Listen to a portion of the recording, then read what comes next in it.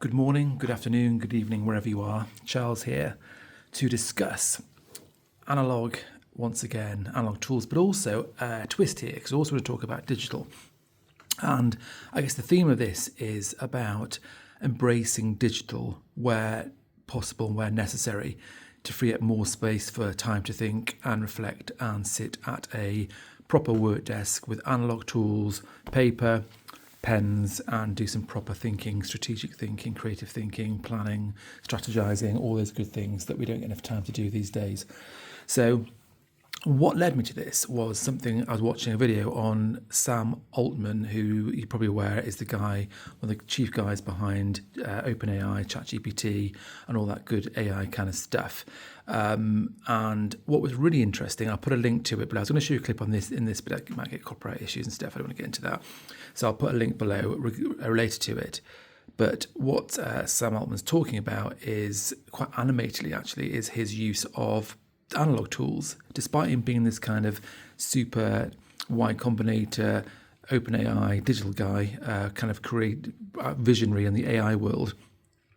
He gives some really enthusiastic discussion around his analog tools. So anyway, I was taking some notes on it. So I was watching the YouTube video, and here I was taking my own notes, and I put the title. I don't know if you can read it for me. I might try and zoom in a little bit for you. There you go.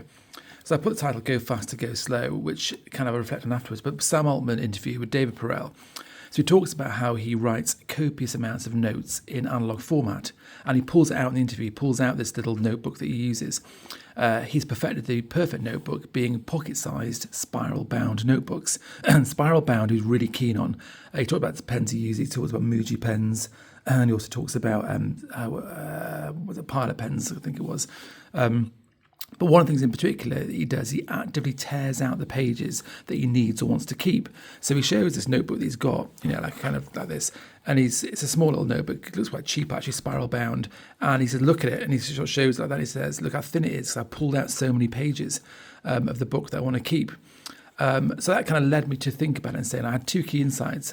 Number one, here's the leading AI guy using analog tools. And secondly, my analog system is even better because look, this will be far better. I want to scream at the screen saying, Sam, you need to get yourself a William Hanna like this. You can then do what I've done here. You can cut up the cards the size you want. And because the beauty of this, I can rip these out. I put done in previous videos. I can straighten out my Zettelkasten system, which you can't see here. But if I kind of zoom out a bit, you can probably see it here at the side here. All my cards go into this. I can pull it up and chuck it into the various categories, get it numbered, all the rest of it. So he can't do that at the moment because he hasn't got this set up. That was thought number one, and I'll come on to that because these will go into the Zettelkasten afterwards. Thought number two, as well, despite having a love for analog tools for deep thinking, strategizing and planning, digital tools like AI provide an enormous opportunity to free up time for drudgery tasks that keep us from deep work. This kind of a note to myself, don't be afraid to stay on the cutting edge of digital and AI if it allows for more time and headspace to pick up a pen and paper and to think. And that's really key. And what I am quite keen in my kind of work life is that I do stay on the forefront of digital tools, on the forefront of AI and stuff as much as possible. Because if there's kind of very low level menial tasks that I can do 10 times or 100 times quicker, I'm all for that because then it gives me more time to sit down here doing the thinking. So I think, I kind of I plead with all analog lovers to not be dismissive of AI and digital tools if it gives you more headspace and freedom to be able to do, as I say, the more important work, which is the thinking time. The AI is going to take a long, long time before it can catch up with us in terms of being able to, let's say, sit down, think creatively.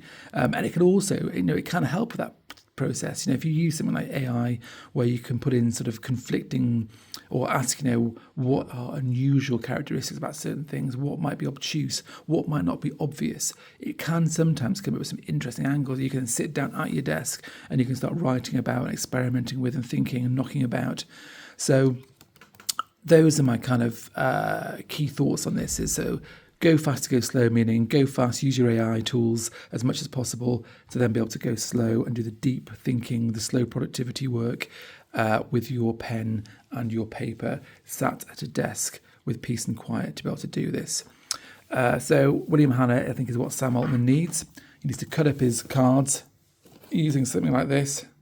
You can get as cheap as chips on Amazon to put the little holes in it, and then you can stack up with these cards, and then you can just move them about. I would say even if you don't rip them out, which I put in my Zettelkasten, you can shove them around and put them in different orders to see if you can get different insights, different ideas, and be able to flick through them. And quiet downtime is awesome, as what I use it for.